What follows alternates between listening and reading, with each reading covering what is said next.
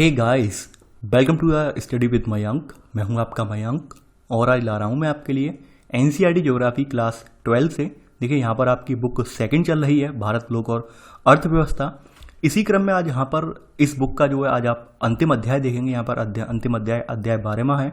यहाँ पर हम भौगोलिक परिप्रेक्ष्य में चयनित कुछ मुद्दे और समस्याओं के बारे में जानेंगे।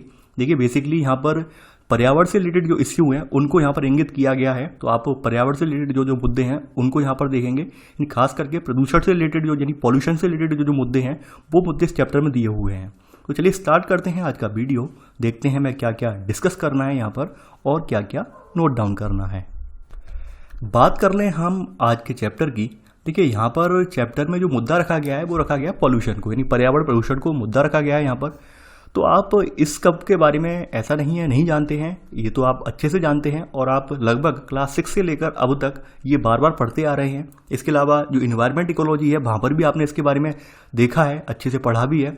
तो यहाँ पर हमारा जो लाने का उद्देश्य है, यानी हमारे से अभिप्राय यहाँ पर जो राइटर का लाने का उद्देश्य ये है, राइटर का यहाँ पे लाने का उद्देश्य ये है कि जो हमारी बस्तियाँ हैं, जो हमारा समाज है, कहीं ना कहीं उस पर भी इसका असर पड़ता है। यानी जब पर्यावरण में बहुत ज़्यादा पर्यावरण का दोहन होता है या पर्यावरण को हानि पहुँचती है तो उसका असर जो है हमारे मानवीय समाज पर भी पड़ता है, क्योंकि मानवीय समाज और पर्यावरण परस्पर अन्योन्य क्रिया करते हैं, दोनों एक दूसरे से जुड़े हुए हैं, ये बात आप जानते हैं। और जैसे जैसे हमारा समाज जो है बहुत ज़्यादा औद्योगिकृत होता जा रहा है, तो औद्योगिकृत होने में हमने ये भी देखा कि हमने पर्यावरण से प्राप्त जो रिसोर्सेज थे उनका अंधाधुंध दोहन किया। इसके फलस्वरूप क्या हुआ, पर्यावरण में कहीं ना कहीं देखने को हमें मिलेगा पर्यावरण में तमाम समस्याएं उत्पन्न हो गई, तमाम तरह से पर्यावरण जो समस्याएं से ग्रसित हो गया। तो वो सब का परिणाम हम यहाँ पर देख रहे हैं, जल प्रदूषण के रूप में, वायु प्रदूषण के रूप में, भू प्रदूषण के रूप में और ध्वनि प्रदूषण के रूप में। तो यहाँ पर हम वही सब चीज़ों के बारे में डिस्कस करेंगे। तो यहाँ बताया गया है कि भाई पर्यावरण प्रदूषण जो है ये मानवीय क्रियाकलापों के अपशिष्ट उत्पादों से मुक्त द्रव्य है, यानी कि जो मानवीय क्रियाकलाप हैं इनके कोई अपशिष्ट पदार्थ जो होते हैं उनसे मुक्त अवस्था में निकलने वाला द्रव्य है। द्रव्य यानी मैटर है, यानी कि द्रव्य का मतलब मैटर यहाँ पर है, ठीक है।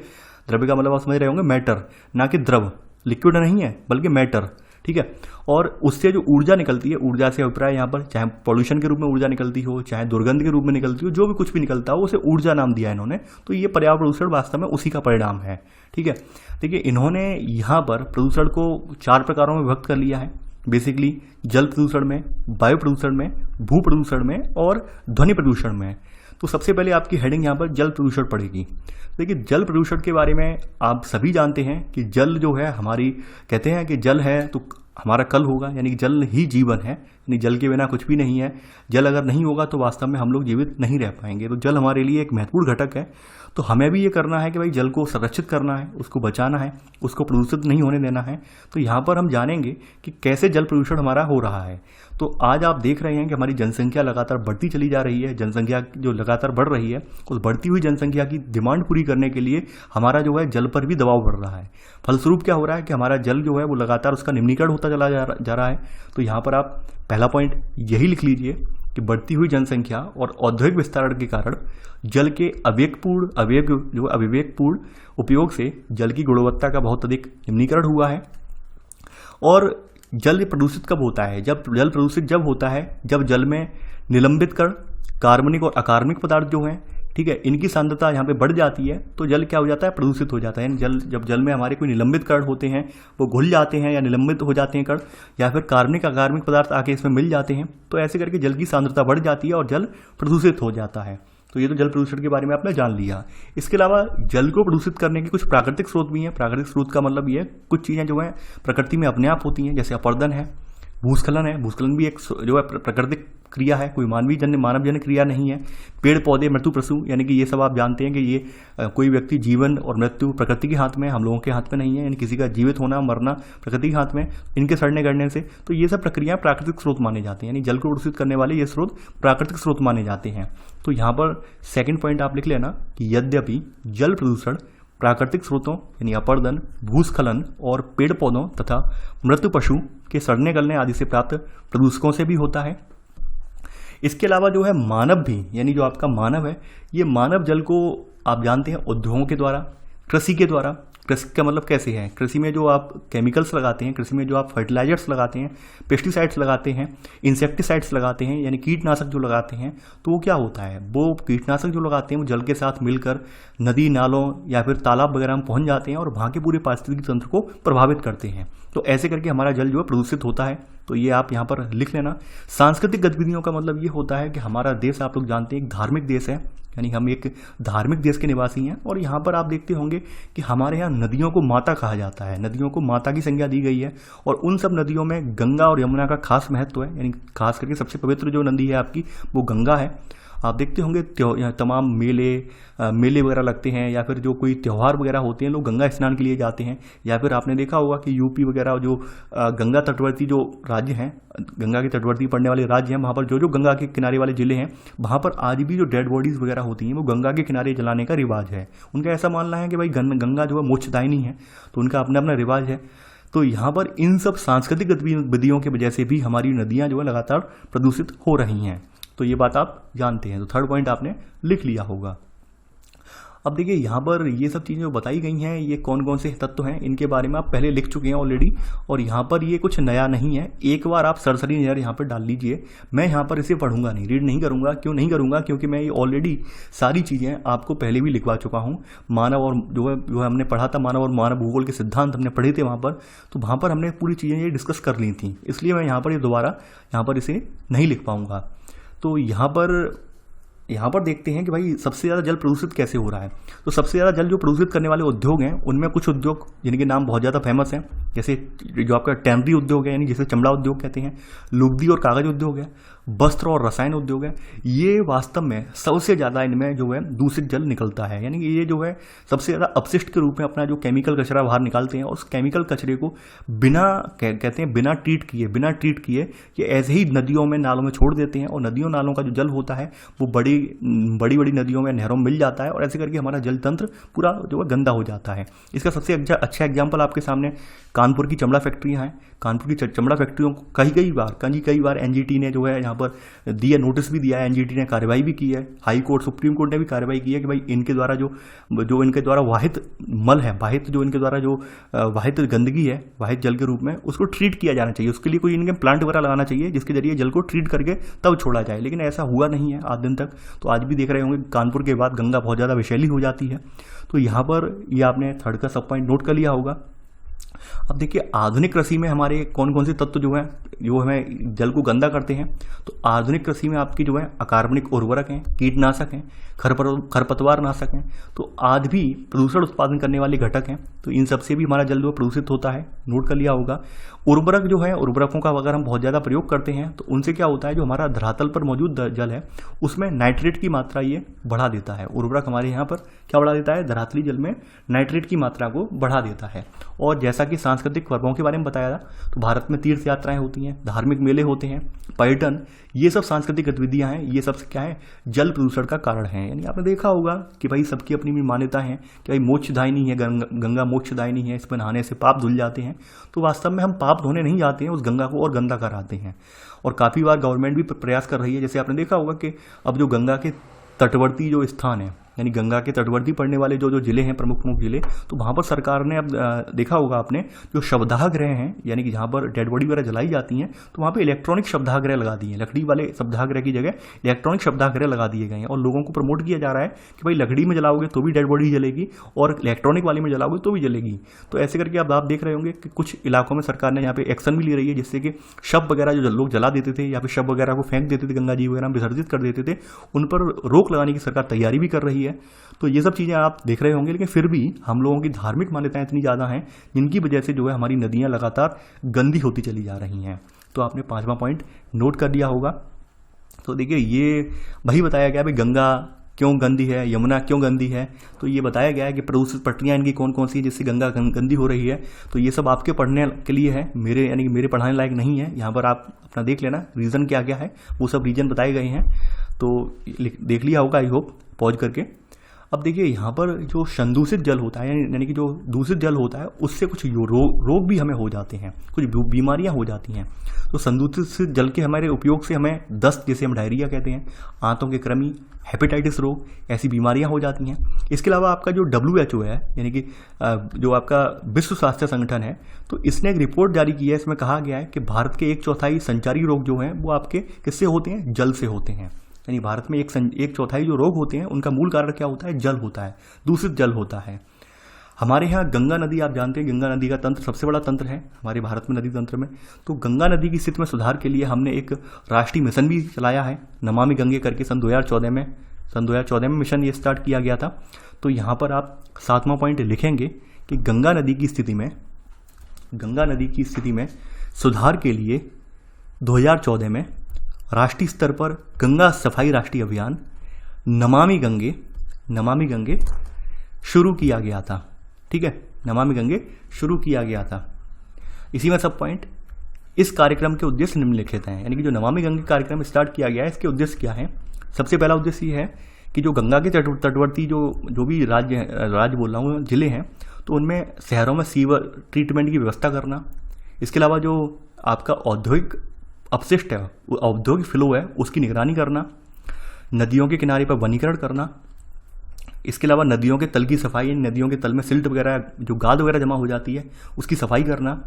और साथ ही साथ जो गंगा तटवर्ती राज्य हैं जैसे यूपी, बिहार, झारखंड, तो इन 4 राज्यों में गंगा ग्राम का विकास करना। यानी कि जो गांव गंगा से लगे हुए हैं, जिनके बॉर्डर से गंगा निकल के जा रही है, तो उन गाँव को गंगा ग्राम के रूप में विकसित करना।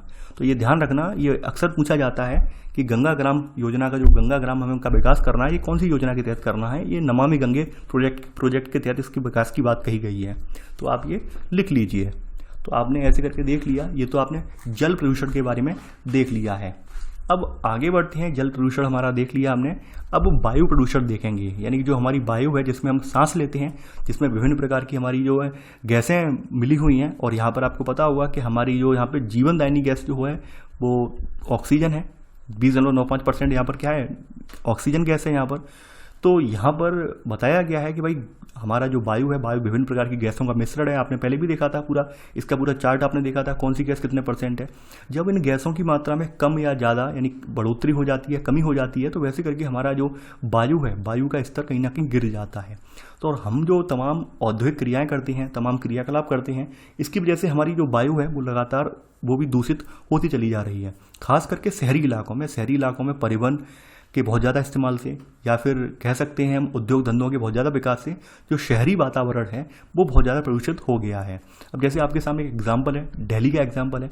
कभी आपने देखा होगा दिल्ली में सुप्रीम कोर्ट ने जो क्रैकर्स हैं, यानी पटाखा है, दिवाली पर पटाखे चलाते हैं, पटाखा बैन कर दिया है, पटाखा बंद कर दिया है 2-3 साल से कि दिल्ली वाले NCR वाले रीजन में कहीं भी पटाखे नहीं बिकेंगे। लेकिन फिर भी आप देखते होंगे लोग मानते कहाँ हैं, भारत में सब कुछ पॉसिबल है, कालाबाजारी से पॉसिबल है, हर चीज़ पॉसिबल है। तो दिल्ली वाले इतने ज़्यादा जो है दिवाली के मौके पर जो है आतिशबाजी चलाते हैं, आतिशबाजी फोड़ते हैं कि वहाँ पर लगभग आप देखते होंगे दिवाली के ठीक बाद से ही पूरा कोहरा वाला माहौल हो जाता है। हर जगह भाई धुंध छा जाती है, और वो धुंध लगभग दिसंबर तक बनी रहती है, और दिसंबर में सर्दियाँ भी आ जाती हैं। अगर आपने कभी दिल्ली की जो वायु का अनुभव किया है, दिल्ली में कभी आप दिवाली के बाद अगर कहीं गए हैं दिल्ली में घूमने, तो आप पाएंगे इतना ज़्यादा पोल्यूशन का स्तर बढ़ जाता है। तो ये बताया गया, ये हुआ क्यों? ये आपके जो है आपने जो इतने ज़्यादा आतिशबाजी चलाई, आतिशबाजी में विभिन्न प्रकार के विषैली रसायन हैं, तो विभिन्न प्रकार के विषैली रसायन जो थे वो आपके वायु में जाकर मिल गए, और वायु में मिलने की वजह से लगातार वायु का स्तर जो है यहाँ पर बहुत ज़्यादा गिर गया। तो इस वजह से हमारे लिए बहुत ज़्यादा कठिनाई हो जाती है सांस लेने वगैरह में। अब जैसे आपके सामने देख पा रहे हैं, एक शहरी इलाका है, और शहरी इलाके में ये फोटो लिया गया है, देख रहे हैं होंगे, ये धुंध टाइप दिख रही है यहाँ पर। तो वही बताया गया है कि शहरों में किस तरह से प्रदूषण जो है बहुत ज़्यादा हानिकारक है। ठीक है, तो यहाँ पर आप इसमें लिखेंगे पहला पॉइंट कि वायु प्रदूषण को धूल, धुआं, गैसें, कुहासा, दुर्गंध और वाष्प जैसे संदूषकों की वायु में अभिवृद्धि व उस अवधि के रूप में लिया जाता है जो मनुष्यों, जंतुओं और संपत्ति के लिए हानिकारक होते हैं। यानी कि हमारे वायु प्रदूषण में जो है धूल, धुआं, गैसें, कुहासा है, दुर्गंध है, वाष्प जैसे जो संदूषक यानी जो पदार्थ जो वायु को दूषित करने वाले हैं, तो इनकी वायु में अवृद्धि, इनकी यानी कि जो वृद्धि हो जाती है वायु में, इन सबको हम देखते हैं कौन कौन से अवधि में वृद्धि हुई है। तो ऐसे करके ये जो पदार्थ वायु में मिल जाते हैं, वायु में इनकी अवृद्धि हो जाती है, तो कहीं ना कहीं हमारे मनुष्यों को, जंतुओं को और संपत्ति को भी ये नुकसान पहुंचाते हैं। संपत्ति को कैसे पहुंचाते हैं नुकसान? आपको पता होगा, शायद जो मथुरा और आगरा रीजन के रहने वाले लोग हैं उन्हें पता होगा, पहले जो मथुरा रिफाइनरी थी, यानी मथुरा की जो तेल शोधन जो कारखाना है, वो पहले आगरा लगाई जाने वाली थी। यानी मथुरा रिफाइनरी को पहले आगरा लगाया जाने वाला था, और जब इसका निर्माण स्टार्ट होने वाला था तब इसका जो कहते हैं चिन्हित साइट जो थी वो आगरा ही थी। यानी जो आप अभी मथुरा में रिफाइनरी देख रहे हैं वो रिफाइनरी आगरा में लगाई जानी थी, और आगरा के लिए उसका जगह वगैरह का चिन्हीकरण भी हो गया था कि भाई यहाँ पर रिफाइनरी बनाई जाएगी। पूरा इक्विपमेंट वगैरह भी आने वाले थे, इक्विपमेंट कुछ पहुँच भी गए थे आगरा। लेकिन कुछ लोगों ने जब वहाँ पर विरोध किया, कुछ पर्यावरण प्रेमी थे वो बाहर निकल गए, उन्होंने कहा नहीं, यहाँ पर आगरा की जो शान है वो ताजमहल से है, और अगर यहाँ पर रिफाइनरी लग जाएगी तो यकीन मानिए यहाँ पर जो वातावरण है वो बहुत ज़्यादा दूषित हो जाएगा। और इस वजह से जो ताजमहल है, ताजमहल की लगातार जो सफ़ेद संगमरमर है, सफ़ेद संगमरमर पर एक बहुत ही गहरा असर पड़ेगा, और ताजमहल अपनी जो पहचान है कुछ आने वाले 50-60 साल में खो देगा। तो इस वजह से सरकार ने ये भी देखा कि भाई हमारे लिए प्राइमरी इनकम का सोर्स भी है, एक तो हम यहाँ पे टूरिज्म के रूप में, यानी कि अगर आप देखेंगे तो टूरिज्म में यहाँ पर ताजमहल से बहुत अच्छा खासा यहाँ पर रेवेन्यू प्राप्त होता है गवर्नमेंट को। इस वजह से गवर्नमेंट को भी लगा, और गवर्नमेंट ने वो परियोजना जो थी वो शिफ्ट करके उन्होंने कहा स्थापित कर दी, मथुरा में कर दी। तो ये कुछ चीज़ें हैं, यानी कि हमारी संपत्तियों को भी नुकसान पहुंचाते हैं, खास करके ऐतिहासिक संपत्तियां जो होती हैं वहाँ पर मार्बल वगैरह जो है, ये सब इन पर एक गहरा असर पड़ता है, और ऐसे करके मार्बल वगैरह जो होता है समय से पहले वो छीड़ होने लगता है। तो ये यहाँ पर एक कहानी थी, वो मैंने आपको जिक्र कर दिया कि संपत्तियों को कैसे नुकसान पहुँचाता है वायु प्रदूषण। तो आपने यहाँ पर अपनी जो लाइन है अंडरलाइन, वो तो आपने लिख ही ली है। आगे बढ़ते हैं। अब देखिए, जो आप जीवाश्म ईंधन यूज करते हैं, यानी कि पेट्रोलियम वगैरह है, कोयला वगैरह है, तो जीवाश्म ईंधन ही, तो इनके दहन से, खनन से और इनके जो उद्योग हैं ये वायु प्रदूषण के प्रमुख स्रोत हैं। यानी आप सभी लोग जानते हैं कि जीवाश्म ईंधन में क्या होता है, कार्बन होता है। यानी जीवाश्म ईंधन में कार्बन प्राइमरी सोर्स होता है, और इनके दहन करने से हमें क्या होता है, वायुमंडल में कार्बन की मात्रा लगातार बढ़ती चली जाती है। तो जब हम जीवाश्म ईंधन को दहन करते हैं तो उससे सल्फर निकलती है, नाइट्रोजन के ऑक्साइड निकलते हैं, हाइड्रोकार्बन, कार्बन डाइऑक्साइड और कार्बन मोनोऑक्साइड, ठीक है, सीसा, एस्बेस्टस, ये सब निर्मुक्त होते हैं। देखिए यहाँ पर कार्बन मोनोऑक्साइड जो है वो दम घोंटू गैस है। दम घोंटू गैस का मतलब ये है, आपने सुना होगा और अक्सर पढ़ा भी होगा कि कभी भी बंद कमरे में अंगीठी नहीं जलानी चाहिए, कभी भी बंद कमरे में हीटर वगैरह नहीं चलाना चाहिए। रीज़न क्या होता है कि ये जो हीटर वगैरह है वो क्या करते हैं, कमरे में उपस्थित ऑक्सीजन को समाप्त कर देते हैं और उसकी जगह कार्बन मोनोऑक्साइड में परिवर्तित कर देते हैं, और कार्बन मोनोऑक्साइड की वजह से बहुत सारे लोगों की मृत्यु हो जाती है। आपने देखा होगा, बहुत सारे केसेस देखे होंगे, महानगरों वगैरह में लोगों ने हीटर चलाया, हीटर चलाते चलाते ही सोते हुए ही उनकी डेथ हो गई, सोते हुए ही वहाँ पर कमरे में कार्बन मोनोऑक्साइड का स्तर बढ़ गया और लोग सोते सोते ही चले गए। तो इसलिए मना किया जाता है कि कभी हीटर वगैरह चलाना भी हो तो खिड़कियाँ खोल के चलाएं। सर्दी का कितना भी मौसम हो, आपको हीटर चलाना है तो हीटर के लिए कम से कम वहाँ पर वेंटिलेशन थोड़ा बहुत तो होता रहना चाहिए, जिससे कि जो कमरा है, कमरे में ऑक्सीजन का स्तर बना रहे। ठीक है, तो कार्बन मोनोऑक्साइड के बारे में आपने यहाँ पर लिख लिया होगा, सेकेंड का सब पॉइंट। आगे बढ़ते हैं। देखिए, जो वायु प्रदूषण है, आपका जो एयर पोल्यूशन है, इससे श्वसन तंत्र संबंधी रोग होते हैं, तंत्रिका तंत्र यानी नर्वस सिस्टम से संबंधित। इसके अलावा जो हाई बीपी, हाई और लो ब्लड प्रेशर वाली समस्याएं हैं, रक्त संचार तंत्र में समस्याएं जो होती हैं, वो सब बीमारियां इससे उत्पन्न होती हैं। तो आपने थर्ड पॉइंट नोट कर लिया होगा। अब जैसे आपने देखा होगा कि शहरों में लोग जो मॉर्निंग वॉक पर निकलते हैं या फिर पार्क वगैरह में दौड़ लगाने जाते हैं, यकीन मानिए वो पार्क वगैरह में भी दौड़ लगाने नहीं जाते हैं, वो अपने आप को बीमार करके आते हैं। और इस बारे में काफ़ी बार आर्टिकल भी छप चुके हैं, क्योंकि शहरों की जो वायु वगैरह है, शहरों की वायु का स्तर इतना गंदा होता है। जिस समय हम रनिंग कर रहे होते हैं शहरों में या फिर भाग रहे होते हैं, तो हमें कि रनिंग करते टाइम या फिर जिम जाते समय, यानी कि कोई भी हम हार्ड वर्क जब करते हैं, भागदौड़ वाला शारीरिक क्रिया करते हैं, तो उसमें हमें ऑक्सीजन की ज़्यादा जरूरत पड़ती है। तो ऐसे में हम वायुमंडल से तीव्र गति से ऑक्सीजन खींचते हैं। तो तीव्र गति से जब ऑक्सीजन खींचते हैं तो ऑक्सीजन में मौजूद, यानी कि हमारी वायु में मौजूद विभिन्न प्रकार के जो दूषित पदार्थ हैं वो भी हमारे साथ अंदर फेफड़ों में पहुँच जाते हैं। तो इसलिए आपने देखा होगा, काफ़ी बार एक्सपर्ट्स कहते हैं कभी दौड़ वगैरह लगानी हो तो ग्रामीण परिवेश में आके लगाइए, ना कि शहरी परिवेश में। शहरी परिवेश में यही होता है कि आप सोचते हैं फिट होने जा रहे हैं, आप फिट नहीं होते हैं, बल्कि और ज़्यादा बीमार पड़ते चले जाते हैं। ठीक है, तो आपने यहाँ पर थर्ड पॉइंट लिख लिया होगा। आगे बढ़ते हैं। अब देखिए, यहाँ पे जो आपका एयर पोल्यूशन है, एयर पोल्यूशन से आपके शहरों में धूम्र कोहरा, यानी कि जो जहरीला कोहरा जैसे बोलते हैं, उसका निर्माण होता है, जो कि वायुमंडलीय प्रदूषण का परिणाम है। इसके अलावा जो एयर पोल्यूशन है, इसकी वजह से आपकी अम्ल वर्षा भी होती है। आपने देखा होगा कि अम्ल वर्षा होने से क्या होता है, हमारी भवनों की जो इमारतें हैं उनको काफ़ी क्षति पहुँचती है। तो ये तो कुछ एयर पोल्यूशन के परिणाम थे, वो आपने देख लिए। अब एक और समस्या हमारे सामने गंभीर समस्या है, वो है साउंड पॉल्यूशन यानी ध्वनि प्रदूषण। तो अगली हेडिंग डाल लीजिए, ध्वनि प्रदूषण। देखिए ध्वनि क्या है? ध्वनि वास्तव में हमारी जो मानव की सहनीय सीमा है, यानी जिस सीमा तक हम अपनी कोई किसी व्यक्ति की आवाज़ बड़े आराम से सुन सकते हैं, यानी सहन कर सकते हैं, बड़े आराम से उसे अच्छा फील कर सकते हैं। और उससे ज़्यादा अगर हम ध्वनि हमारे कानों में सुनाई देने लगे और हमें वो बेचैनी उत्पन्न कर दे हमारे शरीर में, तो यकीन मानिए वो ध्वनि प्रदूषण है। वो ध्वनि नहीं है वास्तव में, वो ध्वनि प्रदूषण है। तो यहाँ पर वही बताया गया है कि भाई विभिन्न स्रोतों से उत्पन्न ध्वनि का मानव की सहनीय सीमा से अधिक तथा असहज होना ही क्या है? ध्वनि प्रदूषण है। ये आपने नोट कर लिया होगा। ध्वनि प्रदूषण के स्रोत कौन कौन से हैं? यहाँ पे सेकंड पॉइंट आप लिखेंगे। इनके स्रोतों में आपके विभिन्न उद्योग हैं, मशीनीकृत निर्माण है, तोड़फोड़ कार्य हैं, तीव्र चालित मोटर वाहन है, वायुयान, ये सब क्या कहते हैं? ध्वनि प्रदूषण फैलाते हैं। यानी आपने देखा होगा सायरन, लाउड स्पीकर, फेरी वाले जो सामुदायिक गतिविधियां हैं, सामुदायिक गतिविधियों से याद आया मुझे विवाह शादी हैं, कहते हैं वो डीजे वगैरह चलाते हैं ये लोग, ठीक है। इसके अलावा जो आपने देखा होगा और जो सांस्कृतिक गतिविधियां होती हैं कि जगराता हो रहा है या कुछ और हो रहा है। अब जैसे मैं अपनी एक बात बताऊंगा आपको, इस साल कोविड-19 वाला जो आया, इस सीज़न आया कोविड-19 वाला और लॉकडाउन लगा, तो मुझे बड़ा राहत मिली। मुझे राहत क्यों मिली?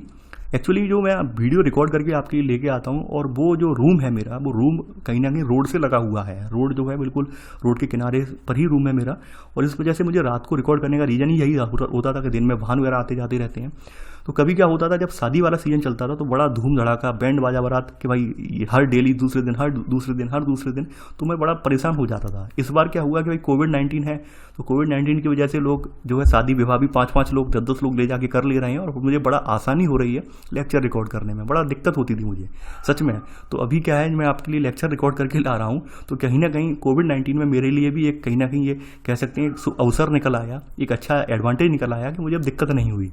वैसे वाकई मुझे जब शादी विवाह का सीजन स्टार्ट होता था तो काफ़ी बार मेरे लेक्चर इस वजह से भी मिस हो जाते थे कि भाई आज फलाने आदमी की बारात निकलने वाली है, और बारात निकलने में लगभग 2 से ढाई घंटे निकल जाते थे और वो आवाज़ कम नहीं होती थी।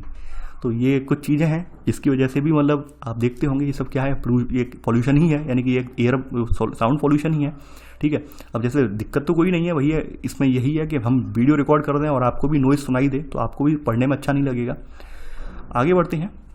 अब देखिए जो हमारा शोर है, यानी जो हमारा साउंड है, शोर है, इसको हम डेसिबल में मापते हैं। इसकी इकाई होती है डेसिबल, डीबी।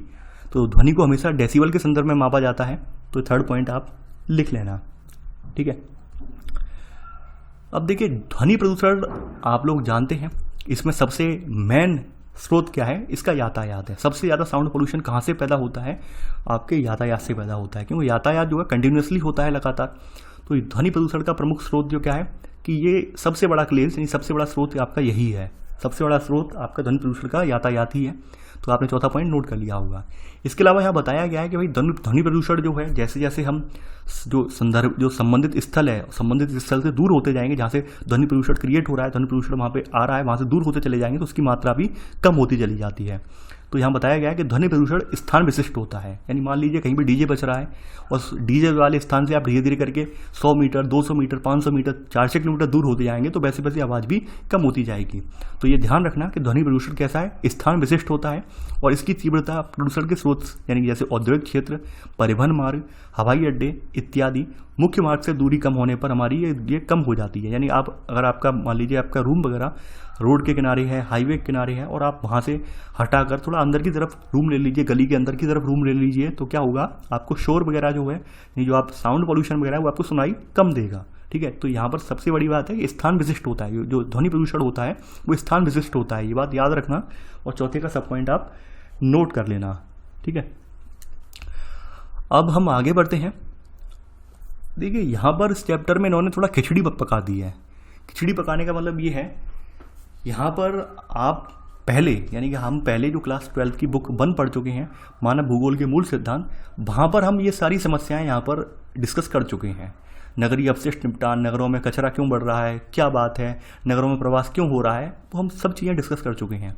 तो कभी कभी तो एनसीईआरटी पर मुझे भी वाकई में लगता है कि एनसीईआरटी वाले भी थोड़ा सा वर्क अगर अच्छे से कर लें तो ये सब चीज़ें बार बार दोहराव ना हो। यहाँ पर भी वही सब चीज़ें इन्होंने रिपीट कर दी हैं।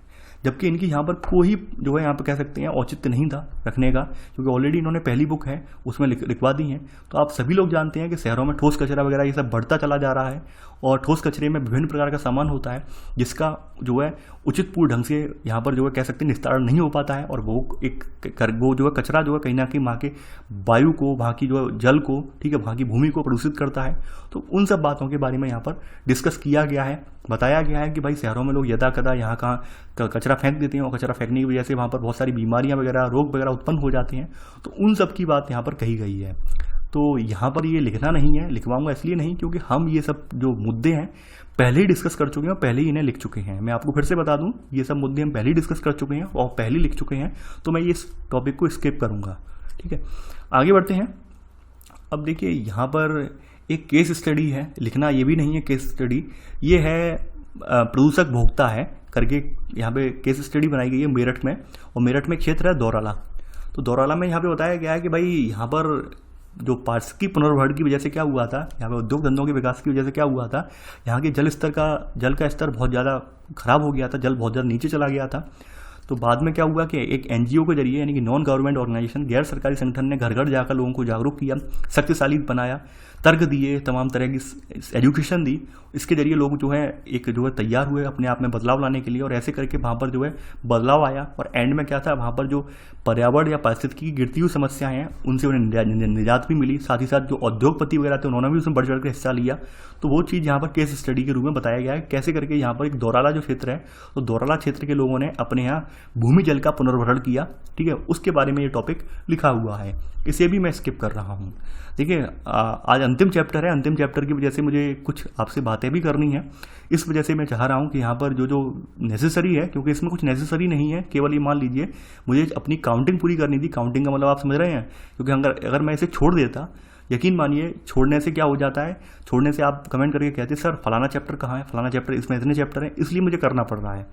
अब देखिए यहाँ पर नोट करके जो लिखवाने लायक है वो लिख लीजिए कि ठोस अपशिष्ट जो पदार्थ होते हैं उनसे क्या क्या है, अप्रिय बदबू, मक्खियाँ, कृंतक का मतलब होता है रोडेंट यानी कि चूहे, स्वास्थ्य संबंधी जोखिम जैसे टाइफाइड जिसे म्यादी बुखार कहते हैं, इसके अलावा गल घोंटू जिसे डिप्टीरिया रोग कहते हैं, दस्त, हैजा, कॉलरा, हैजा यानी कॉलरा, ये सब चीज़ें उत्पन्न, यानी ये सब चीज़ें हो जाती हैं। ये नोट में आप लिख लेना।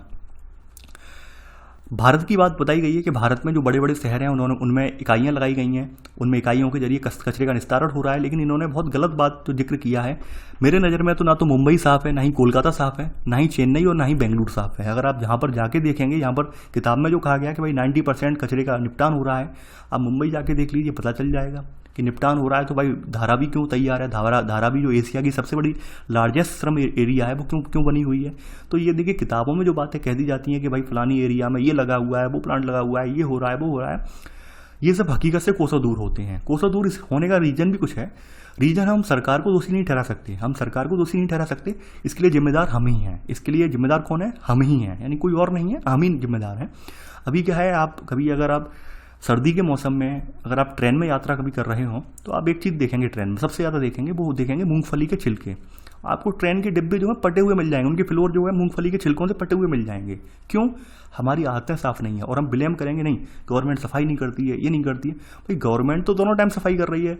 जहाँ पर स्टेशन पे गंतव्य स्थान पे पहुँच रही है ट्रेन, स्टे कर रही है, वहाँ भी सफाई हो रही है, जहाँ से वापस आ रही है वहाँ भी हो रही है सफाई। लेकिन हम लोग इतने शैतान हैं, हम लोग इतने अपनी आदत से मजबूर हैं, हम गंदगी वहीं फैलाएंगे, हम गंदगी लगातार वहीं फैलाएंगे। तो ये एक समस्या नहीं है, बहुत सारी समस्याएं हैं। तो इन सब के लिए हम सरकार को बार बार जो जिम्मेदार नहीं ठहरा सकते हैं। कुछ चीज़ें हमें अपने स्तर पर भी सोचनी पड़ेंगी। यानी आप लोग हमेशा, जैसे कोई आपको क्या होता है, देखिए मैं तो पॉलिटिकल व्यक्ति हूँ नहीं, पॉलिटिकल व्यक्ति क्या होते हैं, आरोप, मिथ्या आरोप लगाना उनका काम होता है कि भाई ये फलानी पार्टी की सरकार है, अगर हम होते तो ये कर देते। ये सब बकवास बातें हैं।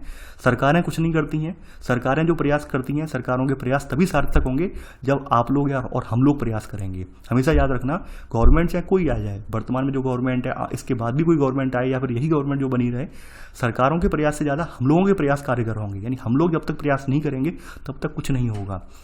हम लोग अपने घर में कचरा नहीं रख सकते हैं, लेकिन हम वही कचरा जो है किसी दूसरे पड़ोसी के जो प्लॉट या खाली पड़ा हुआ स्थान है वहाँ पर उसका ढेर लगा देते हैं। कितनी गलत बात है। यानी हम लोगों ने देखा होगा कि हमारे आसपास जो खाली प्लॉट वगैरह होते हैं, हमारे घर के बगल में खाली प्लॉट वगैरह होते हैं, वो हमारे वास्तविक में हम क्या बना लेते हैं, अपने डस्टबिन के रूप में उन्हें यूज करते हैं।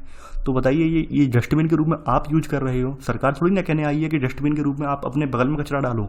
तो आप ये जगह जगह यानी एक जगह नहीं, हर जगह आप गली मोहल्ले में निकल जाइए, जहाँ जहाँ खाली प्लॉट होगा, जहाँ जहाँ खाली स्थान होगा, वहाँ पर कचरे के ढेर लगे मिलेंगे। और ढेर लगाने वाले कोई और नहीं है, आप और हम ही लोग हैं। तो मेन चीज़ ये है कि आप जो यथा स्थान यहाँ यदा कदा लगा देते हैं कचरे के ढेर, इन्हें ना लगाकर प्रॉपर तरीके से जो गवर्नमेंट के बनाए हुए जो डस्टबिन वगैरह वहाँ पे कचरा डालें, तो गवर्नमेंट भी सोचेगी भाई इनका निस्तारण कैसे करना है। अब आप क्या इधर उधर ढेर लगा देते हैं तो गवर्नमेंट को भी दिक्कत होती है कचरा गैदर करने में। तो ये कुछ रीज़न है। तो यहाँ पर इन सब के बारे में आप जानते हैं। आगे बढ़ते हैं। यहाँ पर ग्रामीण शहरी प्रवास के बारे में बताया गया है। ये बहुत अच्छे से आपको बताया ग्रामीण शहरी प्रवास होता क्यों है। सबसे बड़ा रीज़न है रोजगार, क्योंकि ग्रामीण स्तर पर हमारे यहाँ रोजगार नहीं है, उसकी वजह से हम लोग शहरों की ओर उन्मुख हो रहे हैं। यहाँ बताया गया है कि भाई वर्तमान समय में विश्व की 6 अरब जनसंख्या 47% नगरों में भी रहती है। इसके अलावा 2050 तक कहा गया है कि विश्व की अनुमानित 2/3 जनसंख्या नगरों में रह रही होगी, और जो कि क्षेत्र की अवसंरचना नगरों के संसाधनों पर बहुत ज़्यादा दबाव डालेगी। इसके अलावा यहाँ पर स्वच्छता, स्वास्थ्य, आपराधिक समस्याएं, नगरीय समस्याएं, ये सब समस्याएं वहाँ पर हमें देखने को मिलेगी। भारत के संदर्भ में भी ऐसा ही कुछ बोला गया। भारत में बताया गया है कि भारत में एक अनुमान के अनुसार 1961 के बाद शहरी क्षेत्रों की जो जनसंख्या है इसमें 60% की वृद्धि हुई है। वहीं 29% जनसंख्या ने ग्रामीण क्षेत्रों से शहरी क्षेत्रों की ओर पलायन किया है, यानी प्रवास किया है। तो ये सब समस्याएं हम पहले भी देख चुके हैं, पहले भी लिख चुके हैं, कोई नई समस्या यहाँ पर नहीं है।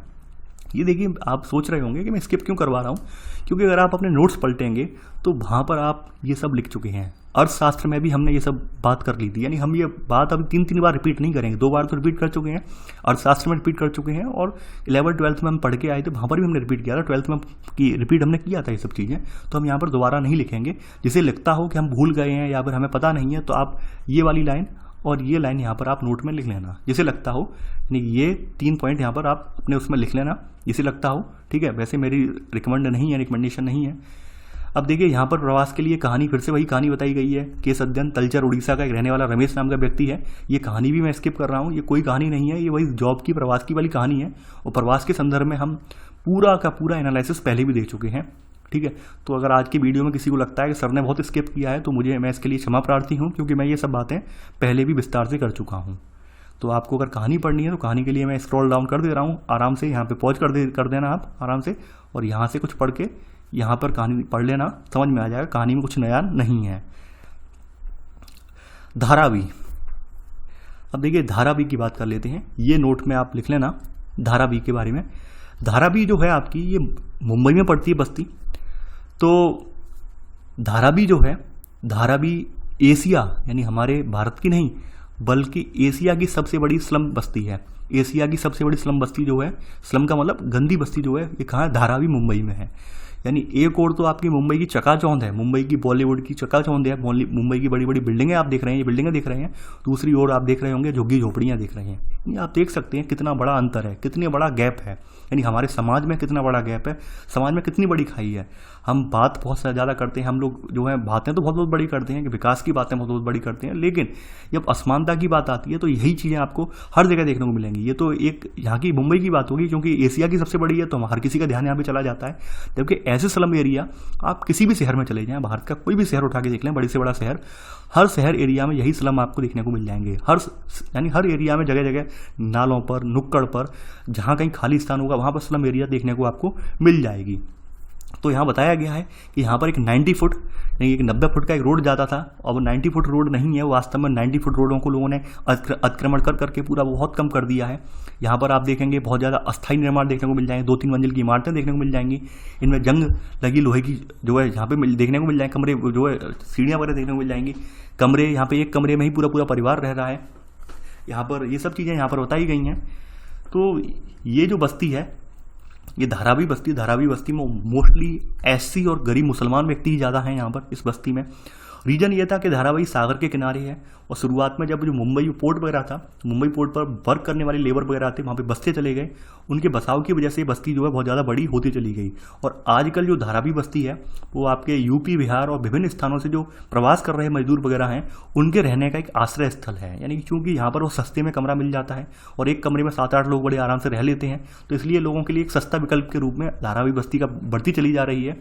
और धारावी बस्ती कहीं ना कहीं एक समस्या भी है गवर्नमेंट के ऊपर, और इसमें एक बड़ी संख्या में लोग यहाँ पर निवास भी कर रहे हैं। 10 लाख से ज़्यादा आबादी है धारावी की, वर्तमान में आप देखेंगे तो 10 लाख के करीब यहाँ पर आबादी निकल के आती है धारावी की। इतना बड़ा एरिया है, स्लम एरिया है ये। तो ऐसे करके धारावी के बारे में केवल वही लिखने लायक था जो आपको लिख लिया होगा कि एशिया की सबसे बड़ी ये क्या है, स्लम बस्ती है। आगे बढ़ते हैं यहाँ पर। अब देखिए अगली हेडिंग है मानव बस्तियों की समस्याएं। इनके बारे में ही वही एक लाइन लिखी है कि हमने ये मानव भूगोल के सिद्धांत के रूप में पहले पढ़ चुके हैं। मानव बस्तियों की क्या क्या समस्याएं, वही समस्याएं हैं। यानी आप समझ रहे होंगे कि जो हमारी आधारभूत अवसंरचना है, यानी हमारे यहाँ पानी की व्यवस्था होनी चाहिए, शिक्षा की व्यवस्था होनी चाहिए, प्रकाश की व्यवस्था होनी चाहिए, प्रॉपर सड़कें होनी चाहिए, ये सब व्यवस्थाएं नहीं मिल पाती हैं। इसकी वजह से लगातार ये बस्तियाँ जो आपराधिक केंद्र या फिर एक तरह से जो है बहुत ज़्यादा दूषित, और यहाँ पर रहने वाले लोग हमेशा बीमार बने रहते हैं। तो वो सब जो बातें हैं आप पहले भी इस किताब में कर चुके हैं और हम लिखवा भी चुके हैं, मैं फिर से स्किप कर रहा हूँ। ऐसे बताया गया है कि भाई भारत में ग्रामीण जनसंख्या अधिक है और 2011 की जनसंख्या देखें तो यहाँ पर 69% ग्रामीण जनसंख्या है। यहाँ पर गाँव, यानी कि यहाँ पर जो महात्मा गांधी का विचार भी यही था कि हमारा जो सच्चा भारत है, यानी हम अगर भारत को देखना है तो वास्तव में वो भारत वो ग्रामीण परिवेश में ही बस रहा है, लेकिन फिर भी हमारे ग्रामीण क्षेत्र आज भी विकास की दौड़ से बहुत पीछे हैं। तो वही बात यहाँ पर दोहराई गई है। तो ये कुछ भी नया नहीं है, वही सब चीज़ें हैं। धीरे धीरे करके मैं ये भी स्क्रॉल डाउन कर दे रहा हूँ। आज वाला चैप्टर जो है मुझसे ज़्यादा आप लोगों को पढ़ना है क्योंकि आपके लिए रिवाइज है ये। इसमें कुछ भी नया नहीं है, जो नया होता जो मैं लिखवा देता, वही सब बातें हैं। और वही सब बातों यहाँ मूल जो बातें थी नोट्स लाइक वो मैंने आपको नोट डाउन करवा दी हैं। अब अगली हेडिंग आपकी जो आएगी ये भू निम्नीकरण की आएगी, यानी जो आपका लैंड डिग्रेडेशन होता है, भूमि का निम्नीकरण होता है, इसके बारे में बात करेंगे।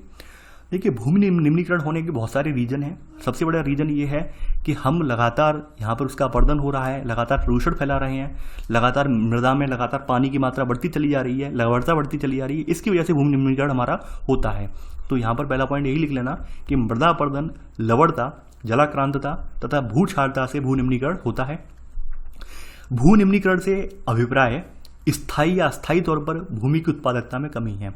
ऑब्वियसली बात है, ये भूमि का निम्नीकरण होगा, उसकी प्रोडक्टिविटी कम हो जाएगी, यानी कि वहाँ पर जो उगाई जाने वाली फसलें हैं वो उतना उत्पादन नहीं कर पाएंगी जितना उत्पादन करना चाहिए। तो ऐसे करके भूमि की उत्पादकता कम ही हो जाएगी।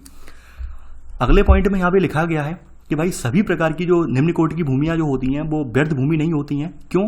क्योंकि बात यह है अगर हम उनमें सुधार कर दें, थोड़ा बहुत उनमें अगर हम प्रयास कर लें तो जो निम्न कोटि की भूमियाँ हैं वो भी सुधर सकती हैं, वो भी जो है अच्छा खासा उत्पादन कर सकती हैं। लेकिन अगर हम अनियंत्रित प्रक्रियाएं अपनाएं तो ये जो निम्न कोटि की भूमियाँ हैं ये भी एक ना एक दिन बिल्कुल पूरी तरह से बंजर या ऊसर जमीन के रूप में तब्दील हो जाएंगी। तो यहाँ पर सेकेंड पॉइंट आप लिख लेना। थर्ड पॉइंट कह रहा है कि भाई भूमि निम्नीकरण 2 प्रक्रियाओं से होता है। कौन कौन सी 2 प्रक्रियाएं हैं? पहला है प्राकृतिक और दूसरा है मानव जनित। यानी प्राकृतिक क्रियाओं में आप जानते होंगे नदी का बाढ़ वगैरह आना, भूकंप वगैरह आना, आंधी वगैरह आना, ठीक है, चक्रवात वगैरह आना, ये सब क्या है, ये भी एक कारक है। और मानव क्रिया में आप जानते ही जानते हैं। तो यहाँ पर आपका एक संस्थान है चौथे नंबर पर। इस संस्थान का जो नाम है, चौथा संस्थान है भारतीय दूर संवेदन संस्थान। यानी यहाँ पर मैं लिख दे रहा हूँ, यानी कि नेशनल रिमोट सेंसिंग सेंटर, ठीक है, नेशनल रिमोट सेंसिंग सेंटर, यानी जिसे हम भारतीय दूर संवेदन संस्थान कहते हैं, ठीक है, NRSC जिसे बोलते हैं, नेशनल रिमोट सेंसिंग सेंटर, ठीक है। तो ये यहाँ पर क्या करता है, ये तैयार करता है कि भाई आपकी ज़मीन का सीमांकन करता है कि ज़मीन कौन सी उपजाऊ है, कौन सी अनुपजाऊ है। तो यहाँ लिख लेना चौथा पॉइंट में कि भारतीय दूर संवेदन संस्थान ने व्यर्थ भूमि को जो रिमोट सेंसिंग तकनीक है, यानी सैटेलाइट वगैरह की मदद से सीमांकित किया है, ठीक है। इसमें बताया गया है जैसे प्राकृतिक खड्ड वगैरह हैं। प्राकृतिक खड्ड का मतलब जैसे उत्खाद भूमि है, चंबल वाले खड्ड हैं, चंबल नदी के प्रभाव बार बार चेंज होने की वजह से वहाँ पे उत्खात खड्ड वगैरह बन गए हैं। तो मरुस्थली या तटीय जो रेतीली ज़मीन है, बंजर चट्टानी ज़मीन है, तीव्र ढाल वाली भूमि है, हिमानी क्षेत्र है, तो ये प्राकृतिक कारकों द्वारा घटित होती हैं, इसके अकॉर्डिंग चौथे का सब पॉइंट नोट कर लेना।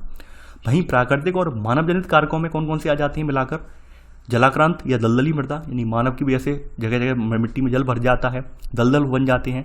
लवणता या क्षारता, यानी हम जब लगातार जल का उपयोग करते हैं ज़मीन पर तो वहाँ पर हमारा जल जो ज़मीन है बहुत ज़्यादा क्षारीय हो जाती है मृदा, तो ये सब शामिल हो जाते हैं।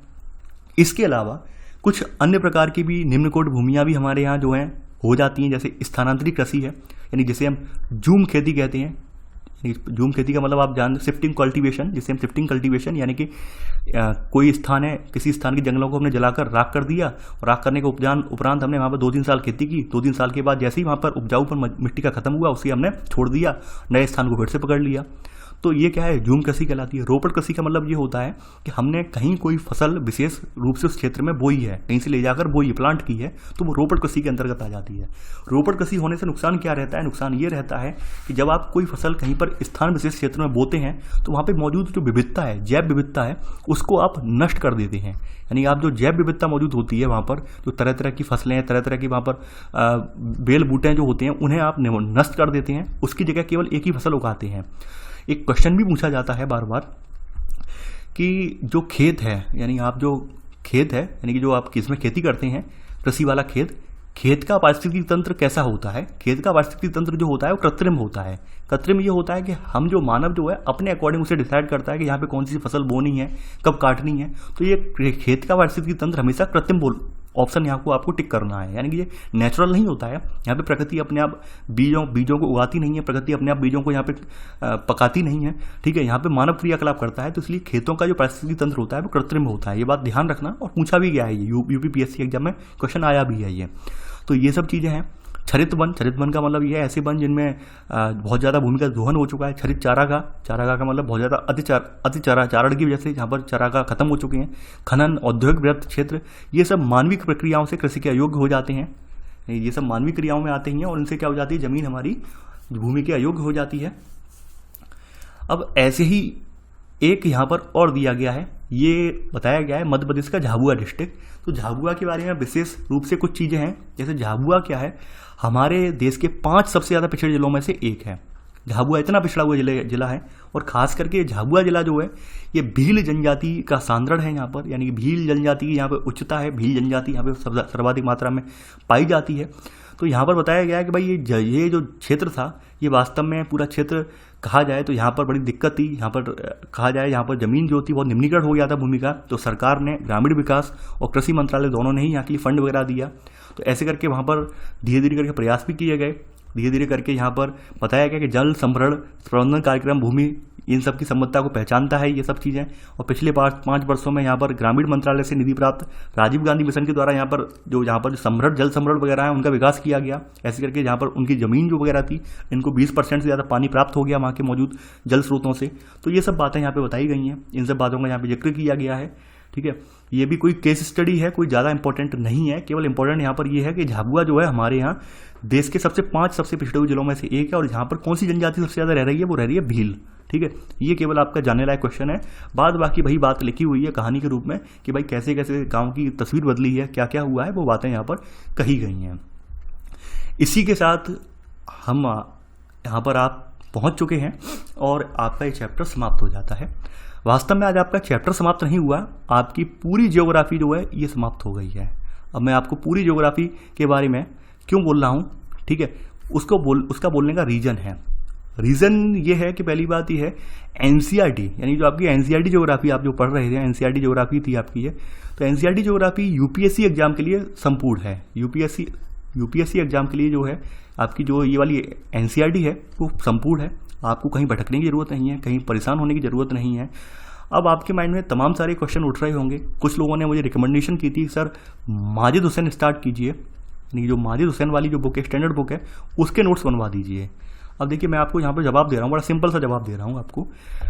आपने ज्योग्राफी के नोट्स बना चुके हैं, और अगर आप बात करें माजिद हुसैन की, तो माजिद हुसैन की किताब आपने नहीं पढ़ी है, मैंने उसे कम से कम 3 बार पढ़ लिया है। माजिद हुसैन की किताब लगभग मैंने 3 बार से ज़्यादा पढ़ ली है। माजिद हुसैन वाली किताब भी ज्योग्राफी में संपूर्ण नहीं है, यानी कि ये किताब ऐसी किताब नहीं है कि अपने आप में ज्योग्राफी के सारे कॉन्सेप्ट क्लियर कर दे, ऐसा नहीं है। इसमें भी बहुत सारे कॉन्सेप्ट अधूरे हैं, उनके लिए फिर से आपको कोई ना कोई किताब और पकड़नी पड़ेगी। अगर मान लेते हैं आप इस किताब से नोट्स बनाते हैं, माजिद हुसैन वाली किताब से अगर आप नोट्स बनाते हैं तो आपको एक लंबा समय खर्च करना पड़ेगा, यानी कि बहुत बड़ा समय जाएगा आपका। समय के साथ साथ पहली बात वहाँ पर भी बहुत सारे टॉपिक वहाँ पर आपको नहीं मिलेंगे। दूसरी बात, यहाँ पर इस किताब में भी बहुत सारी गलतियां हैं, यानी जब मैंने इसे लगभग लगातार 3 बार इसका अध्ययन किया तो मैंने भी यहाँ पर बहुत सारी गलतियां, हर चैप्टर में लगभग 4-4, 6-6 गलतियां पकड़ में आई कि भाई इसमें ये गलती है, वो गलती है। तो यहाँ पर भी आपको वही सब चीज़ें देखने को मिलेंगी। हम यहाँ पर, आपने जैसे कुछ लोगों ने कहा कि सर आपने लक्ष्मीकांत की जो पॉलिटी है उसके नोट्स क्यों बनवा दिए, अब इसके नोट्स क्यों नहीं बनवा रहे हैं। लक्ष्मीकांत की पॉलिटी एक ऐसी किताब है जो अपने आप में पूरा उद्देश्य पूरा कर रही है, यानी कि जो आपकी लक्ष्मीकांत वाली पॉलिटी है वो आपकी यूपीएससी यानी कि प्री और मेंस के लिए सफिशिएंट है। प्री और मेंस दोनों की नीड वहाँ पर फुलफिल हो जाती है एक ही किताब से, हमें कहीं भटकना नहीं पड़ता है। जबकि ज्योग्राफी एक ऐसा सब्जेक्ट नहीं है कि हम कोई एक किताब पढ़ लें और हमारी सारी नीड फुलफिल हो जाए। ज्योग्राफी ऐसा सब्जेक्ट बिल्कुल भी नहीं है। यानी ज्योग्राफी की सीमाएं बहुत ज़्यादा विस्तारित हैं जी। ज्योग्राफी की सीमाएं यहाँ पर जो है कह सकते हैं सीमित नहीं है, सीमाएं यहाँ की सीमाएं बहुत फैली हुई हैं। तो हम यहाँ पर जितनी किताबें देखेंगे वहाँ पर हमें नए नए तथ्य यहाँ पर देखने को मिलेंगे। तो यहाँ पर तरीका इसका ये है, जो मैं तरीका बता दे रहा हूँ, तरीका यहाँ पर ये है कि मैं माजिद हुसैन हुआ या स्पेक्ट्रम हुआ, जो आपकी स्टैंडर्ड बुक है, इनकी टेस्ट सीरीज लेकर आऊँगा, इनसे रिलेटेड प्रश्नों की श्रृंखला लेकर आऊँगा। और जो प्रश्नों की श्रृंखला लेकर आऊँगा वहाँ पर आपके बहुत सारे डाउट क्लियर हो जाएंगे। आप अगर नोट्स बनाएंगे तो नोट्स बनाने में यकीन मानिए लगभग 2.5 से 3 महीने निकल जाएंगे किताब पर नोट्स बनाने में। और किताब पर नोट्स बनाने में भी के बाद भी आपको जो है पूरे कॉन्सेप्ट वहाँ पर क्लियर नहीं होंगे, इधर उधर किताबें पढ़नी पड़ेंगी। तो बेटर यही है कि आप एनसीईआरटी से अध्ययन करें। एनसीईआरटी से अध्ययन करने से ये होगा कि आपके बेसिक कॉन्सेप्ट क्लियर हो जाएंगे और आपको माजिद हुसैन की अवधारणाएं भी समझ में आ जाएंगी। तो मैं तो सबसे पहले रिकमेंड आपको यही करूंगा कि आप पहले एनसीईआरटी को अच्छे से रिवीजन करें और माजिद हुसैन आपको अपने आप समझ में आ जाएगी। तीसरी बात, माजिद हुसैन के नोट्स आपको नहीं बनाने हैं क्योंकि माजिद हुसैन अपने आप में पूर्ण नहीं है। अगर मेरी बात को आपको यकीन नहीं है तो आप खुद पढ़ के देख लीजिए, समझ में आ जाएगा आपको। यानी आप एंड में जब आप यूपीएससी के पेपर सॉल्व करने बैठेंगे आपको पता चल जाएगा कि माजिद हुसैन भी अपने आप में संपूर्ण नहीं है। अब अभी तो आप माजिद हुसैन की कह रहे हैं, फिर माजिद हुसैन के बाद फिर अगली बात आ जाएगी माजिद हुसैन की जो विश्व भूगोल वाली किताब है वो भी करवाइए। विश्व भूगोल वाली किताब भी अपने आप में पूरी नहीं है। माजिद हुसैन की किताब, यानी कि माजिद हुसैन की जो किताब है उसके अलावा भी कभी कभी महेश बर्डवाल उठा के देखनी पड़ती है किताब, क्योंकि कुछ कॉन्सेप्ट माजिद हुसैन ने स्किप कर दिए, कुछ कॉन्सेप्ट महेश बर्डवाल ने स्किप कर दिए हैं। तो यहाँ पर एनसीईआरटी में क्या है, एनसीईआरटी में हर कॉन्सेप्ट का एक बेस दे रखा है, हर कॉन्सेप्ट की एक बेसिक अवधारणा दे रखी है। तो आपके सामने कोई भी कॉन्सेप्ट आ जाए आप उसे समझ जाएंगे। तो बेटर यही है कि आप अपनी स्टार्टिंग एनसीईआरटी से करें। अब आगे नोट्स के चक्कर में ना पड़ें। आगे जो है आप ये ना सोचें कि ज्योग्राफी और नोट्स बन जाए और आपके पास नोट्स पूरे हो गए हैं। और ये जो है ये नोट्स जो है प्री और मेंस दोनों के लिए सफिशिएंट हैं, ये मैं कह रहा हूँ। और आप प्रश्न पत्र उठा के देख लीजिए, ये नोट्स दोनों के लिए सफिशिएंट हैं क्योंकि मैंने विश्व भूगोल भी कवर करवा दिया है ओल्ड एनसीईआरटी से, ओल्ड एनसीईआरटी ज्योग्राफी से विश्व भूगोल भी मैंने कवर करवा दिया है। तो अब आपकी ज्योग्राफी यहाँ पे एंड है, यानी ज्योग्राफी के बारे में जो आपके डाउट्स थे वो क्लियर हो चुके हैं। और आगे आप मुझे कोई ये नहीं बोलेगा कि sir Majid Hussain standard book है वो भी आप कंप्लीट करवा दीजिए। जी नहीं, मैं नहीं करवा सकता कंप्लीट, क्योंकि हमें आगे बढ़ना है और हमें मेंस पोर्शन है, मेंस पोर्शन पर भी जाना है। हम यहाँ पर कितने महीनों तक अटके रहेंगे, हम यहाँ पर आगे इसी में ही नहीं अटके रह सकते हैं। एक ही सब्जेक्ट में हम यहाँ पर पूरे साल खराब नहीं कर सकते हैं, हमें अदर सब्जेक्ट भी उठाने हैं। अब दूसरी बात, अब यहाँ पे ज्योग्राफी एंड हो गई, अब क्या होगा। अब कुछ लोगों के माइंड में चल रहा है कि सर अब क्या होगा। अब होगा कुछ नहीं। सबसे पहले तो आपकी जो बर्ड हिस्ट्री जो बची हुई है, हमारी बर्ड हिस्ट्री क्लास 10th वाला पोर्शन बचा हुआ है, ठीक है।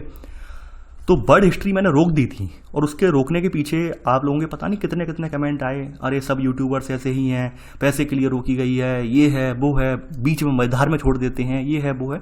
जबकि जब मैंने ये किताब 9th के बाद रोकी थी तो वहाँ मैंने 2-3 बातें बड़ी स्पष्ट कह दी थी। पहली बात ये यूपीएससी प्री में नहीं आती है, यूपीएससी प्री में ये बिल्कुल नहीं आती है, ना ही यूपीएससी प्री में आती है, ना ही स्टेट पीसीएस के प्री में आती है ये।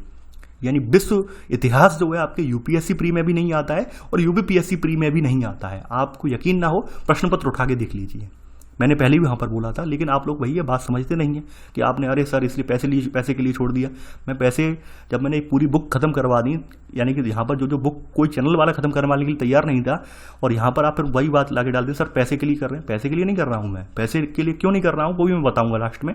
तो यहाँ पर 9th के बाद मैंने स्टॉप करने का रीज़न यही था क्योंकि प्रीलिम्स का पोर्शन नहीं था, ये मेंस का पोर्शन है। बेसिकली पूरा ये पोर्शन जो है वो मेंस का है, लगभग 30 से 40 नंबर का मेंस में इस पोर्शन का महत्व है। लगभग यहाँ पे क्वेश्चन आते हैं कुछ, तो उनको भी हम बताएंगे। तो सबसे पहले तो हम यहाँ पर वर्ल्ड हिस्ट्री वाला पोर्शन 10th वाला कवर करेंगे। अब इसके बाद फिर से एक प्रश्न उठेगा कि सर ये 11th-12th वाली जो हिस्ट्री बची हुई है नई वाली, यानी कि यहाँ पर न्यू हिस्ट्री की बात कर रहे हैं आप, ओल्ड वाली की नहीं, जो 11th-12th की न्यू हिस्ट्री है क्या ये कंप्लीट करवाएंगे? देखिए ये हिस्ट्री वाली जो है न्यू हिस्ट्री, ये मैं कंप्लीट नहीं करवाऊंगा, क्योंकि मैं ऑलरेडी आपकी यूपीएससी एग्जाम जो डिपेंड है वो ओल्ड एनसीईआरटी हिस्ट्री यानी राम शरण शर्मा, सतीश चंद्रा और विपिन चंद्रा पर डिपेंड है। आप प्रश्न पत्र उठा के देख लीजिए, इन्हीं तीनों किताबों की भाषा आज भी फॉलो की जाती है। आज भी जो है पूरे प्रश्न पत्र, आज भी जो है सब कुछ कंटेंट इन्हीं किताबों से आता है। तो वो किताबें हम ऑलरेडी कंप्लीट करवा चुके हैं, उनके नोट्स हम बनवा चुके हैं। हम वहाँ पर 11th-12th में ये नया कंटेंट नहीं देंगे, क्योंकि नई किताबों में कुछ भी नहीं है। यकीन ना हो तो आप खुद पढ़ लीजिए, समझ में आ जाएगा। यानी न्यू एनसीईआरटी में बहुत सारे तथ्य जो है स्किप कर दिए हैं, बहुत ही शॉर्ट वे में बना दिया है, वो बहुत ही अल्प कम कंटेंट कहा जाए तो बहुत ही कम कर दिया है। और वो कंटेंट इतना कम है कि यूपीएससी के लिए इनसफिशियंट है, सफिशियंट नहीं है, बहुत ही ज़्यादा इनसफिशियंट है। और ना तो वहाँ पे भाषा बहुत ज़्यादा अच्छी है, यानी भाषा जो आपको राम शरण शर्मा में, सतीश चंद्रा में, विपिन चंद्रा में भाषा देखने को मिल जाएगी, वो भाषा भी नहीं है वहाँ पर। इस वजह से मैं 11th-12th वाली किताब नहीं करवाऊंगा। देखिए चैनल पर मुझे मालूम है, चैनल पर यहाँ पर यूपीएससी के अलावा भी यहाँ पर मैं देख रहा हूँ बहुत सारे बोर्ड के स्टूडेंट्स हैं, यानी 10th-12th वाले स्टूडेंट हैं। उन्हें लगता है कि सर हमें यहाँ से हमारा उद्देश्य पूरा हो जाए। देखिए पहली बात यह है कि मेरे जो मेन स्ट्रीम में जो है यूपीएससी एग्जाम है, यूपीएससी और स्टेट पीसीएस के जो भी एग्जाम होते हैं वो मेरे मेन स्ट्रीम में है, उनको ध्यान में रखते हुए मैं यहाँ पर पढ़ा रहा हूँ। मेरा उद्देश्य यहाँ पर कोई बोर्ड स्टूडेंट की पढ़ाई नहीं करवाना है। हाँ ये है कि आपको उससे लाभ मिल रहा है तो आप यहाँ पर उसे पढ़ सकते हो, कोई दिक्कत नहीं है। लेकिन मेरा फोकस जो है वो आपका किसके लिए, यूपीएससी यानी सिविल सर्विस से रिलेटेड एग्जाम, उनके लिए फोकस है। तो मैं यहाँ पर, आप अगर ये सोच के चल रहे हैं कि सर हमारे बोर्ड की पढ़ाई के तरीके से आप पढ़ाएं हम यहाँ पर, तो मैं उस तरीके से नहीं चल पाऊंगा। इसके लिए मैं क्षमा प्रार्थी हूँ, क्योंकि मेरे सामने समस्याएं यही हैं। मुझे यूपीएससी का कंटेंट आगे बढ़ाना है, यूपीएससी का कंटेंट जो था काफ़ी दिन से अटका हुआ है उसे हमें आगे ले जाना है। अब देखिए ये आपका जो कंटेंट साथ के साथ यूपीएससी प्री में मैं अब आगे बढ़ाऊंगा यहाँ पे कंटेंट, वर्ल्ड हिस्ट्री अब आगे बढ़ेगी। अब आपकी वर्ल्ड हिस्ट्री के साथ साथ आपको कुछ चीज़ें और मिलेंगी, जैसे सोशियोलॉजी वाला सब्जेक्ट है। तो सोशियोलॉजी के लिए मैं ये करूंगा कि आपकी जो 9th, 10th, 11th, 12th वाली किताबें हैं एनसीईआरटी, ये कवर साथ के साथ मैं करवा दूंगा। साथ ही साथ क्लास 12th की पॉलिटी आपको बोनस के रूप में पढ़ने को मिल रही है, यानी क्लास 11th, 12th की पॉलिटी पढ़ाने का मेरा कोई मूड नहीं था, केवल मैं आपको बोनस के रूप में पढ़ा दे रहा हूँ, आपको एक बेसिक अवधारणा क्लियर करने के लिए, क्योंकि हम ऑलरेडी लक्ष्मीकांत स्टैंडर्ड बुक पढ़ा चुके हैं, फिर भी मैं वहाँ पे वो किताब वहाँ पे पढ़ा रहा हूँ। तो अब आपको ये किताबें भी आपको साथ में पढ़ने को मिल जाएंगी। तो ऐसे करके हम यहाँ से फ्री हो जाएंगे पूरी तरीके से। इसके बाद आगे की रूपरेखा में मैंने आपको बताया, साथ के साथ हम लोग, हमारी टीम वर्क कर रही है, जो भी लोग अभी 3-4 लोग हम साथ में हैं। सबसे पहले आपके जो क्वेश्चन आंसर वाला पोर्शन है इसको अपडेट करने में लगे हुए हैं। क्वेश्चन आंसर के बारे में एक बात और बता दूं मैं, ज्योग्राफी से रिलेटेड जो क्वेश्चन होते हैं वो क्वेश्चन ऑब्वियस सी बात है 1-2 साल बाद उनमें परिवर्तन आ जाता है, जैसे कुछ स्थान जुड़ जाते हैं, कुछ और भी चीज़ें वहाँ पे ऐड हो जाती हैं, तो ऑब्वियस सी बात है परिवर्तन आ जाता है।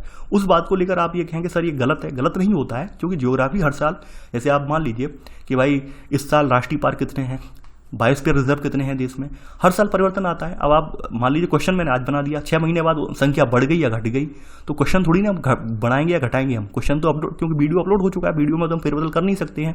तो इस वजह से आपको जो है ये डिफरेंस देखने को मिलते हैं। तो इस समस्या से निजात दिलाने के लिए मैं ये प्रयास कर रहा हूँ कि आने वाले 1-1.5 महीने के अंदर अंदर जो आपको 6 से लेकर जो आपकी 12th तक टेस्ट सीरीज अपडेट है, टेस्ट सीरीज अपलोडेड है, उसे अपडेट किया जाए। उस पर हम वर्क भी कर रहे हैं और उसे हम अपडेट भी करेंगे। तो आप लोग परेशान बिल्कुल भी ना हो, मैंने पूरी रूपरेखा आपको बता दी है, ठीक है। आप परेशान बिल्कुल ना हो, धैर्य रखें। और एंड में जाते जाते एक लास्ट आपका जो सवाल था, लास्ट जो आपका सवाल नहीं, आपका एक लास्ट कहते हैं एक तीक्ष्ण तरीके से आप कमेंट करते हैं और बहुत बुरा मुझे कमेंट लगता है। आप ये कहते हैं सर आप पैसे के लिए कर रहे हैं। पहली बात आप ये जान लीजिए, मैं आपको स्पष्टली बता दे रहा हूँ, मेरी जितनी वीडियो होती हैं ये 1 आवर प्लस की होती हैं, 1 आवर प्लस की होती हैं, ठीक है। समझने वाली बात है, जो थोड़ा बहुत भी जो लोग यहाँ पर यूट्यूब की गाइडलाइन वगैरह जानते हैं या यूट्यूब से जुड़े हुए हैं उन्हें पता भी होगा। 1 आवर प्लस वाली वीडियो ऑब्वियस सी बात है, कोई भी स्टूडेंट 1 आवर प्लस वाली वीडियो लाइव नहीं देखता है। लाइव का मतलब आप समझ रहे हैं कि यानी कोई भी वीडियो स्टूडेंट क्या करते हैं, सब लोग नोट्स बनाने के उद्देश्य से सब लोग डाउनलोड करते हैं, सब लोग वीडियो को डाउनलोड करते हैं। डाउनलोड करने पर यूट्यूब ये कहता है कि डाउनलोड जब कोई वीडियो की जाती है उसका कोई भी रेवेन्यू जनरेट नहीं होता। रेवेन्यू का मतलब उससे कोई भी आमदनी, कोई भी इनकम जनरेट नहीं होती है और वो बिल्कुल वीडियो बिल्कुल निरर्थक चली जाती है। यूट्यूब की, यानी यूट्यूब की भाषा में कहा जाए तो वो वीडियो का कोई भी लाभ ऑनर को नहीं मिलता है। मैं इस उद्देश्य के लिए नहीं कर रहा हूँ कि मेरे स्टूडेंट डाउनलोड कर लेते हैं वीडियो, मुझे लाभ नहीं मिलता है, नहीं, मुझे कोई फर्क नहीं पड़ता है। अगर इन वीडियो की कमाई भी आपको दिखा दूं तो एक एक वीडियो मात्र मेरी $0.10 है, 10 पैसे, $10 है, $0.10 यानी 10 पैसा मान सकते हैं, 10 पैसे डॉलर के बराबर कमाई कर रही, कोई ज़्यादा कमाई नहीं है। जबकि वही 10 मिनट वाला जो कंटेंट होता है, 10 मिनट वाले कंटेंट में सबसे बड़ी बात क्या होती है, यूट्यूबर्स 10 मिनट के कंटेंट क्यों चलाते हैं, उसका भी रीज़न मैं बता दे रहा हूँ।